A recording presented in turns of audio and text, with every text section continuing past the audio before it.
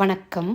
முருகப்பெருமானின் அருளால் இன்றினம் காணவிருப்பது திருப்புகழின் 13வது பாடல். ஆசை என்னும் மாய வலையில் சிக்கி அடியேன் உழலாமல் இருக்க வேண்டுமென்றும், நம் பரம்பொருளான முருகப்பெருமானின் திருவடியை சரணடைய வேண்டுமென்றும் இந்த பாடலை பாடியுள்ளார் நம் அருணகிரியார். சந்ததம் வந்த தொடராலே சஞ்சலன் துஞ்சித் திரியாதே. நாள்தோறும் ஆசையாகி அந்த கட்டுப்பாட்டின் தொடர்ச்சியினால் துன்பத்தை அடைந்து சோர்ந்து இந்த அடியேன் உழலாத வண்ணம் கந்தன் என்றென்று உற்று உனைநாளும் கண்டு கொண்டன்பு உற்றிடுவேனோ.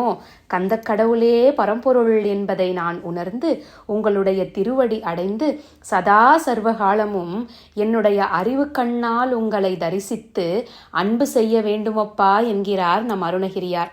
நம் வாழ்க்கையில் ஏற்படும் அனைத்து துன்பத்திற்கும் காரணம் ஆசைத்தானே. இந்த